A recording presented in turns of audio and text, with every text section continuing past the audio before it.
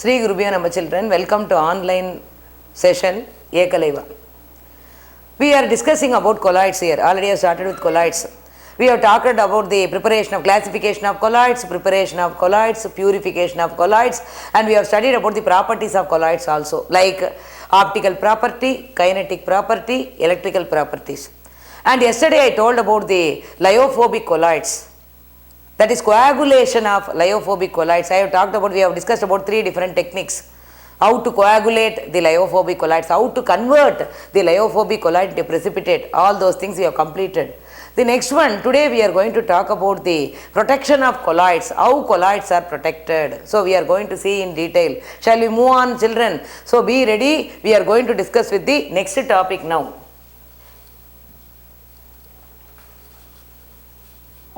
So here this slide completely talks about the protection of colloids, how colloids are protected. Lyophilic colloids have a unique property. So lyophilic colloids, they have a unique property of protecting lyophobic colloids. So, what is the characteristic feature of lyophilic colloids? Lyophilic colloids have got the very good characteristic feature. What is that? It can protect the lyophobic colloid. So, it can act as a protective layer. So, lyophobic colloids, they can able to form a protective layer around the lyophobic colloids. So, lyophilic colloids, they will act as a protective colloids because lyophilic colloid has got the property of protecting the lyophobic colloids. So, when a lyophilic sol is added to the lyophobic sol, so when a lyophilic colloid is added to the lyophobic colloid, the lyophilic particles form a layer around the lyophobic particles and thus protect the later, that is thus protect the lyophobic colloid from electrolytes. So what is that? Actually here we are talking about the protection of colloids. Which colloids has to be protected? Lyophobic colloids.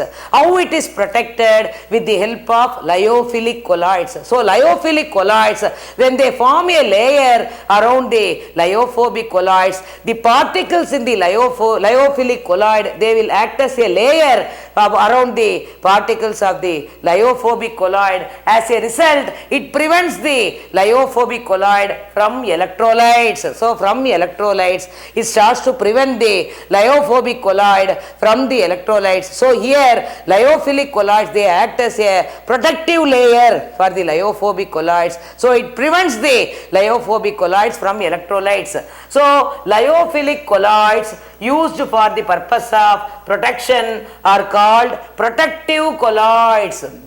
As lyophilic colloids are used for protection, so lyophilic colloids are protecting the lyophobic colloids. So the process where the lyophilic colloids are used for protection, we can call it as protective colloids. So lyophilic colloids, otherwise called as protective colloids. So here, see here, this is lyophobic colloid. This is lyophobic particle. So this is lyophobic particle. So what is happening here? It is surrounded by the lyophilic particle. So lyophobic particle is surrounded by lyophilic particle. So here lyophilic colloid, it acts as a layer around the lyophobic colloid. So it prevents the lyophobic colloid from electrolytes. As these lyophilic colloids are acting as protective layers, as these are protecting the particles of the lyophobic colloids from electrolytes, we can call these lyophilic colloids as, what is that? Protective colloids, because it acts as a layer. So it surrounds the, what is that? Lyophobic colloid. As a result, what is happening? It prevents the, it acts as a protective layer for the lyophobic colloid from the electrolytes. So as it is protecting the lyophobic colloid from electrolytes, so here lyophilic colloids are called as protective colloids. The next one we are going to talk about emulsions. So emulsions, they are colloidal in nature, that is colloids, liquid colloids. What are emulsions? Emulsions are liquid colloids. What is that? Dispersed phase is a liquid, dispersion medium is also a liquid.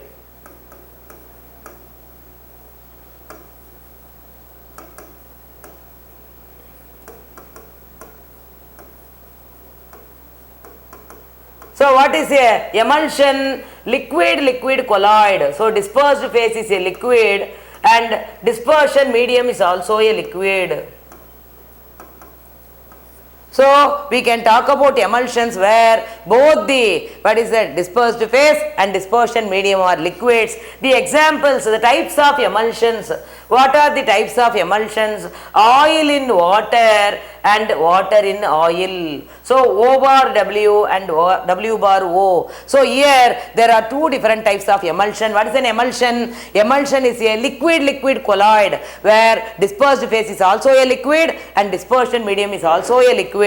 So we can call such a colloid as emulsion. There are two different classification of emulsion. One is oil in water emulsion. The other one is water in oil emulsion. O bar W and W bar O.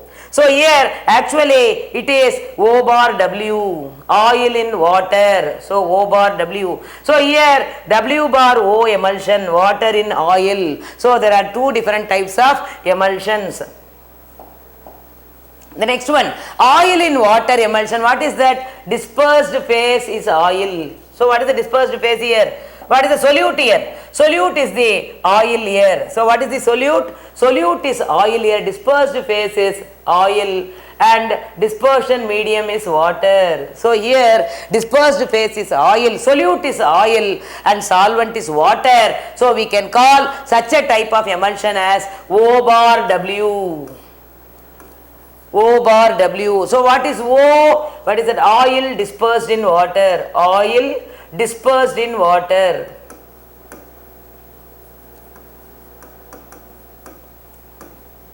Oil dispersed in water. So what are the examples we can give? Milk, vanishing cream.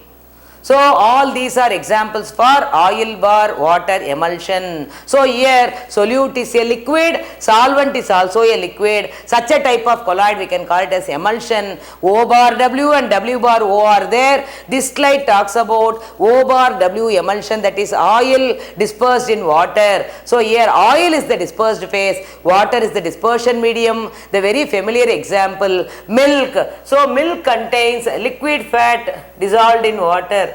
What is milk actually? Liquid fat dissolved in water.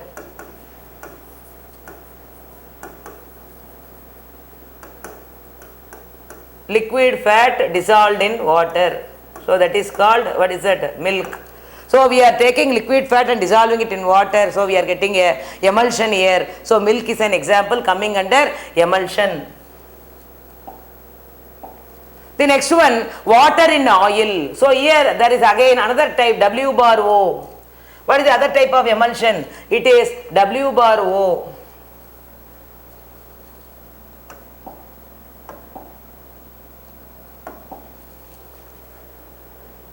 So oil bar emulsion, already we have seen this. We are going to talk about the next slide, that is W bar O. What is W bar O actually? Water dispersed in oil. Water dispersed in oil. This is W bar O. Water dispersed in oil, where the dispersed phase is water. So what is the dispersed phase here? Water. What is the dispersion medium here? Oil. So we can call it as W bar O. The very familiar examples are cold cream. So we are using cold cream, butter, cod liver oil. All these are examples for, what is that? W bar O, that is water dispersed in oil. Here water is a solute and oil is the solvent. So water is a solute here and oil is the solvent here. So the very familiar example is, what is that? When we can talk about cold cream, we can talk about butter and cod liver oil. All these are examples for water in oil emulsion. So W bar O. Emulsifying agents. In order to ensure the stability, in order to ensure the stability of the emulsions, we are going to add certain components, certain substances in order to ensure the stability of the emulsions. We can call those substances as emulsifiers or emulsifying agents. So what are emulsifying agents? Substances which are added to the emulsion to make it stable.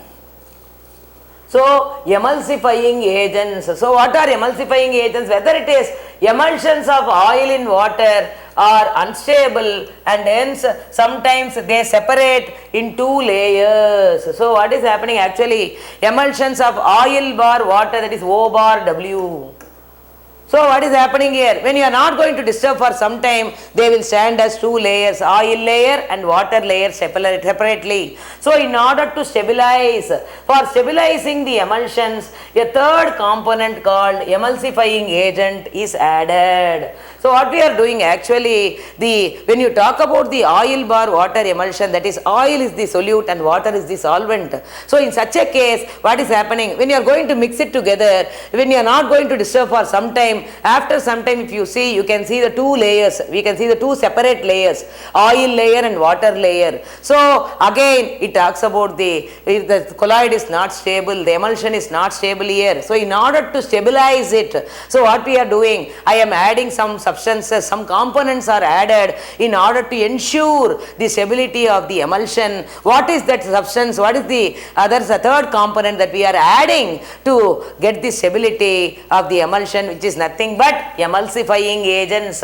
So the emulsifying agent, they forms an interfacial film between suspended particles and the medium. So this third component what you are adding, the emulsifying agent, what we are adding, it acts as a film. So it forms a interfacial layer. There will be two layers, dispersed phase and dispersion medium. So this emulsifying agent, it forms an interfacial layer between the dispersed phase and dispersion medium, thereby ensures the stability of the emulsion. So the principal emulsifying agents are, we can give for oil bar water, so proteins, gums, natural and synthetic soaps. For O bar W, for O bar W, the emulsifying agents are proteins, gums, natural and synthetic soap. Proteins, gums, natural and synthetic soaps are given examples for O bar W, whereas for W bar O, it is heavy metal salts or fatty acids and some long chain alcohols. Some long chain alcohols, they are given examples for emulsifying agents in case of W bar O. So we have talked about emulsion. What are emulsion? They are liquid colloid, where both dispersed phase and dispersion medium are liquids. So again in the classification there are two types, O bar W and W bar O. What is O bar W? Oil dispersed in water. Oil is the solute, water is the solvent. What is the example I told you? Milk, vanishing cream. What is milk actually? Liquid fat dissolved in water. What is the next type? W bar O. What is W bar O? Water in, so what is that? Oil. What is water there? Water acts as a dispersed phase and oil acts as a dispersion medium. What is the example I told you? I told about cold creams, I told about butter, etc. All these are coming under W bar O.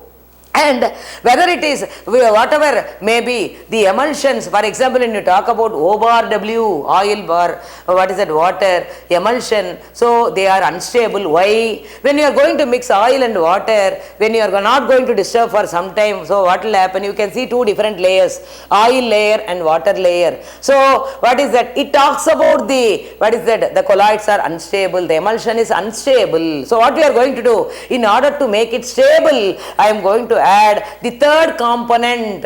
Apart from dispersed phase and dispersion medium, apart from solute and solvent, I am going to add a third component which makes the emulsion stable. What is that component? The added component, we can call it as emulsifying agents.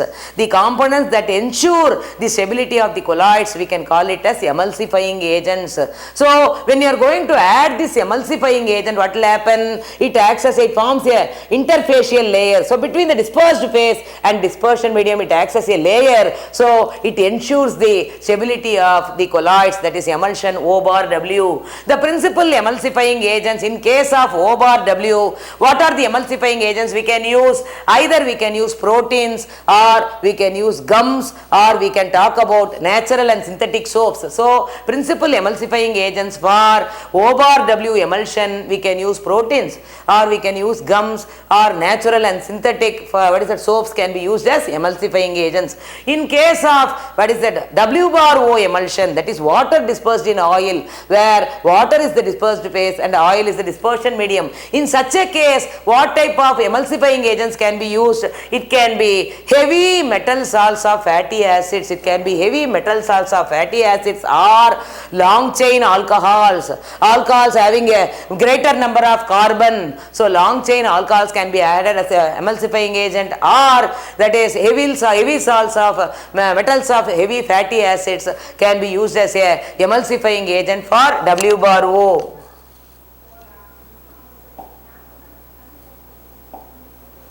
And characters of emulsions. Emulsions exhibit all the properties of colloids. So emulsion is also a colloid, is it not? So it exhibits all the properties of colloids. So it exhibits all the properties of colloidal solutions such as Tyndall effect, Brownian movement, and electrophoresis, etc. The droplets of emulsions are generally negatively charged. So as emulsion is also a colloid, so it will acquire the properties, it will resemble the properties of colloids. So it will show Tyndall effect, it will show Brownian movement, it will show electrophoresis. Moreover, when you talk about the droplets of emulsions, they are negatively charged. So they can be coagulated by addition of electrolytes containing polyvalent metal ions. As these particles of emulsions are negatively charged, so what we are doing? We are adding positively charged particle. What is coagulated? Converting colloid into precipitate. Converting colloid into precipitate.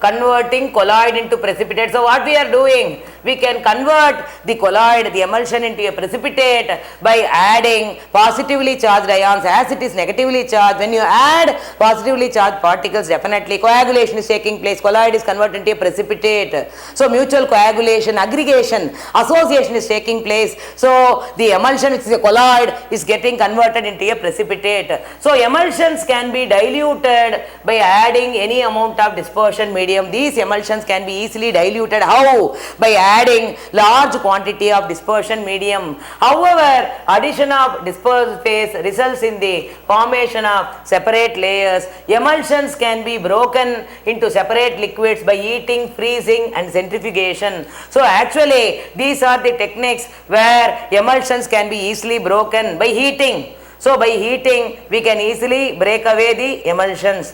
And what is that? And by freezing we can easily break away the emulsions. And centrifugation, by freezing, heating, we can easily break away the emulsions. So these cases we can dilute it by adding large quantity of water. It can be easily broken by heating, freezing, as well as centrifugation. Colloids around us in day-to-day life, we can able to see different types of colloids. The meal that we eat, the food that we eat, the clothes that we wear, and the furniture that we use, all made up of colloids. So in day-to-day life, we can see different types of colloids. Meat we eat, clothes we wear, wooden furniture, houses, and newspapers. All these are examples of colloids. And some interesting example, why does the sky appear blue? Tyndall effect. Because of the scattering of light by the rust particles. When a beam of light is allowed to pass through the colloidal solution, what is happening? Scattering of light is taking place. Blue color of the sky, one of the interesting facts. So the blue color of the sky is due to the scattering of light by colloidal particles. And so here dust particles along with water suspended in air. So dust particles along with water suspended in air. So what it happens, it will cause the scattering of light, which is responsible for the what is it, along with water suspended in air scatters blue light which reaches our eyes and the sky looks blue. Actually the what is that, why the blue color of the sky, what is the reason? The dust particles along with water. So along with water dust particles will be there. So what is happening? So scattering of light is taking place. So it blue light scatters these dust particles. As a result, what is that? The sky is appearing blue. Fog, mist and rain. When a large mass of air containing dust particles is cooled below its freezing point. So all these are examples. Fog, what we are seeing, mist and condensation. When what is that? When a large mass of air containing dust particles is cooled. When a large mass of air, when a large quantity, when a large mass of air containing dust particles, when it is cooled. When large quantity of air containing dust particles is cooled, what is happening? So the moisture from the air condenses, so and it floats in air. So what is happening? The moisture in the air gets condensed. What is condensation?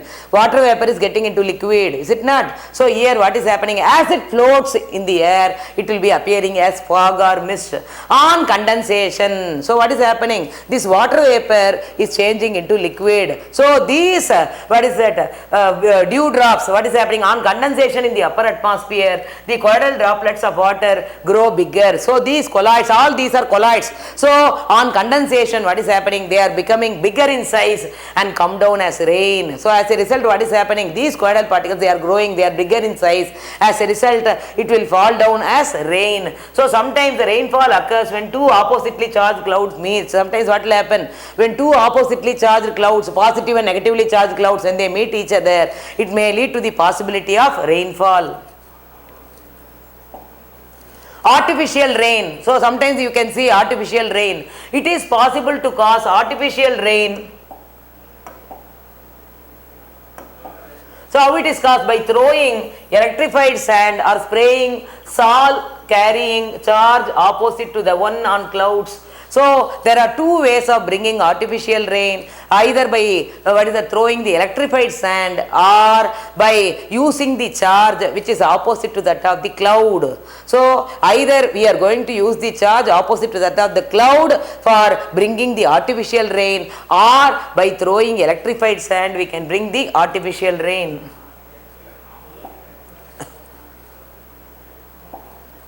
Food articles, the food articles what we eat today, milk, butter, halwa, all these what we are eating today in our day-to-day life. So all these are colloids in nature. The food articles what we are eating today all are colloids in nature. Blood, the blood is also colloidal in nature, is it not? The colloidal solution of an albuminoid. So what is blood actually? It is a colloidal solution. So it is a colloidal solution of albuminoid substance. That is the styptic action of alum, and the ferric chloride solution is due to the coagulation of blood. So coagulation of blood is due to the styptic action of alum. So it forms a clot which stops further bleeding. So the blood in our body, so it is also colloidal in nature, which causes coagulation of the blood. Soils, fertile soils are colloidal in nature. So in which humus layer act as a protective colloid, already I told you. So fertile soil, what is that? How what ensures the fertility of the soil? Because of the humus layer. Because of the humus layer, the soil acquires fertility.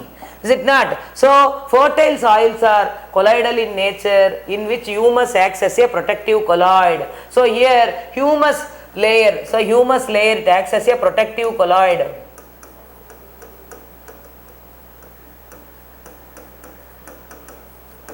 So on account of colloidal nature, soils absorb moisture and nourishing materials.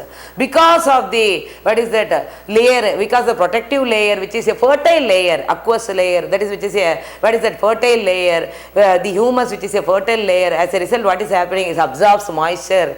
So it is absorbing moisture from the soil as well as the other fertilizer, other salts from the soil. So even soils also colloidal in nature. Formation of delta.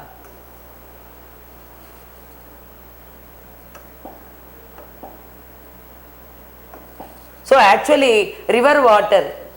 So river water is a colloidal solution of clay. So river water, what is river water actually? It is a colloidal solution of clay. So river water is a colloidal solution of clay. When sea water contains a large number of electrolytes, already you know that sea water contains salts, which is nothing but electrolytes. So river water is nothing but it contains particles of clay. Sea water contains large number of electrolytes, which are salts. So when river water and sea water meets, when river water and sea water are meeting, so what is happening there? The electrolytes present in the sea water coagulate the colloidal solution of clay, resulting in its deposition within the formation of delta. So what is happening here? River water is nothing but particles, the clay particles will be there in water, whereas sea water nothing but it contains electrolytes, which are salts. So when sea water and river water are coming closer, so what is happening? The electrolytes which are present in the sea water, they will coagulate the, what is that, clay particles present in the river water, thereby, what is that, settling, thereby deposition of clay particles, it will, which will lead to the, what is that, fertility of the soil. So here formation of delta, so a triangular shaped landform you will be getting, where you can see the fertile, what is that, fertile soil which is available for cultivation. So here river water and sea water mutually coagulate. So here the electrolytes in the sea water coagulate the clay particles and helps to settle down, thereby forming a delta region, which is a fertile region suitable for cultivation. So up to all these examples, whatever I told you, we have seen in day-to-day life, all we are seeing in day-to-day life. So these are the examples of colloids. I will come in the next class with some more examples and some more applications of colloids. Thank you, children.